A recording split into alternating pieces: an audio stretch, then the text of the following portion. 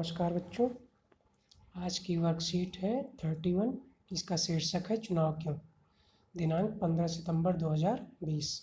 ठीक है, तो सबसे पहले इसमें कहा गया है किसी भी लोकतंत्र में नियमित अंतराल पर चुनाव होते हैं। चुनाव एक ऐसी व्यवस्था है जिससे लोग अपने प्रतिनिधियों का चुनाव करते हैं और अगर इच्छा हो तो उन्हें बदल भी सकते हैं। चुने हुए प्रतिनिधि लोगों के पसंद के हैं या नहीं हैं, लोगों के इच्छा अनुसार शासन करते हैं या नहीं करते हैं, इन सब बातों के कारण प्रतिनिधित्व वाले लोकतंत्र में चुनाव ज़रूरी हो जाता है। तो सबसे पहले हम देखेंगे कि मतदाता के पक्ष में क्या क्या तर्क है कि मतदाता को इससे क्या फ़ायदा हो सकता है चुनावों से। तो सबसे पहले कहा गया है कि वे अपने लिए कानून बनाने वालों का चुनाव करते हैं।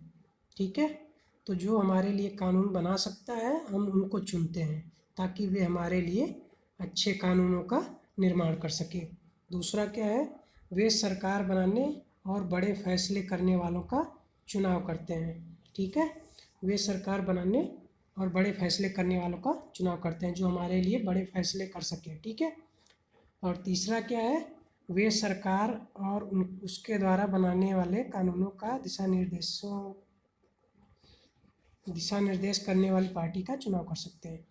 ठीक है, वे सरकार और उसके द्वारा बनने वाले कानूनों का दिशा निर्देश करने वाली पार्टी का चुनाव कर सकते हैं।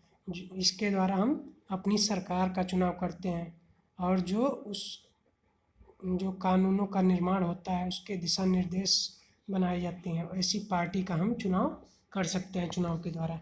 ठीक है, और फिर क्या है, चुनाव को लोकतांत्रिक बनाने के आधार क्या क्या आधार हो सकते हैं चुनाव को लोकतांत्रिक बनाने के। लोकतांत्रिक मतलब लोकतंत्र के अनुसार, जिसमें कोई भी बेईमानी ना हो। ठीक है, निष्पक्षता हो। तो सबसे पहले क्या है, चुनाव स्वतंत्र और निष्पक्ष ढंग से कराए जाने चाहिए। ठीक है, तो सबसे पहला क्या है, चुनाव निष्पक्ष होना चाहिए। इसमें किसी भी प्रकार का कोई दखल नहीं होना चाहिए कि जिसकी सरकार है उसको बेमतलब का फ़ायदा ना हो, कोई भी अवैध फ़ायदा उसको ना होने पाए। ठीक है, तो चुनाव क्या होने चाहिए, निष्पक्ष होने चाहिए। दूसरा क्या है, हर किसी को मत का अधिकार हो और हर मत का मोल समान हो। ठीक है, तो क्या है दूसरा कि सभी को मत का अधिकार होना चाहिए।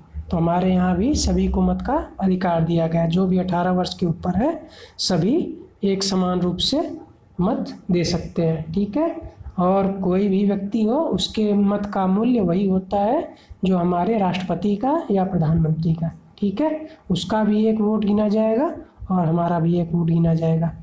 तो दूसरा भी ठीक है। तीसरा क्या दिया है, चुनाव का अवसर नियमित अंतराल पर मिलता रहे।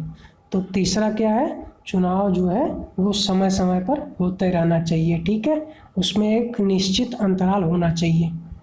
ये नहीं कि हमेशा चुनाव ही होते रहे और ये भी नहीं होना चाहिए कि बहुत दिनों के बाद चुनाव हो। एक निश्चित समय होना चाहिए जिसके बाद चुनाव ज़रूर होने चाहिए। तो ये तीसरा हो गया, चुनाव का अवसर नियमित अंतराल पर मिलता रहे ताकि हम अपने पसंद या नापसंद से उम्मीदवारों का और पार्टियों का चुनाव कर सकें। चौथा क्या है, चुनाव में मतदाताओं को अपनी पसंद के उम्मीदवार चुनने का विकल्प उपलब्ध हो। ठीक है, तो चौथा है कि अगर कोई मतदाता है उससे अपनी पसंद का उम्मीदवार चुनने का अधिकार हो, वो अपनी पसंद का उम्मीदवार चुन सकता हो, उस पर किसी भी प्रकार का कोई दबाव ना हो कि उसे इस पार्टी के उम्मीदवार को ही चुनना पड़ेगा। उसे जो भी उम्मीदवार पसंद हो वह उसको चुन सके। ठीक है, तो ये लोकतांत्रिक बनाने के आधार हो गए। सबसे पहले निष्पक्षता होनी चाहिए, स्वतंत्र रूप से होना चाहिए, सभी को मत का अधिकार होना चाहिए, चुनाव निश्चित अंतराल पर होने चाहिए और अपनी पसंद के मतदाता को चुनने का अधिकार होना चाहिए। तो उसके बाद क्या दिया है, क्या राजनैतिक प्रतिद्वंदिता या प्रतियोगिता अच्छी चीज़ है। तो अब इसमें देखते हैं, चुनाव के दौरान निर्वाचन क्षेत्र में उम्मीदवारों के बीच प्रतियोगिता का माहौल हो जाता है। इसमें कुछ नुकसान भी दिखते हैं। कई बार लोग अलग अलग पार्टियों को पसंद करते हैं जिससे हर घर और बस्ती में बंटवारे जैसी स्थिति हो जाती है। समाज की सेवा करने की चाह रखने वाले कई अच्छे लोग भी इन कारणों की वजह से चुनाव नहीं लड़ते। परंतु प्रतिद्वंद्विता के बीच चुनाव बेईमानी हो जाएंगे। परंतु प्रतिद्वंद्विता के बिना चुनाव बेईमानी हो जाएंगे। अगर कोई चुनाव लड़ेगा ही नहीं, आपस में जब कोई चुनाव लड़ेगा ही नहीं, कोई एक व्यक्ति ही अगर खड़ा होगा और वो जीतेगा, तो फिर हमारे चुनाव का कोई फ़ायदा नहीं है।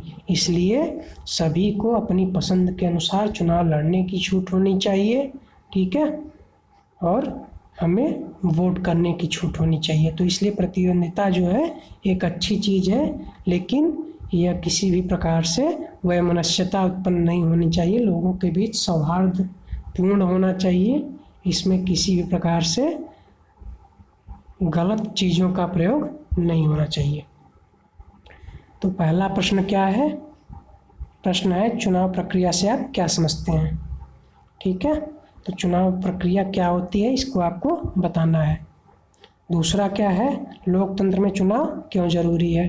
तो चुनाव क्यों ज़रूरी है आप लोग जान गए हैं, ठीक है। तीसरा क्या है? किन आधारों पर चुनाव को लोकतांत्रिक बनाया जा सकता है?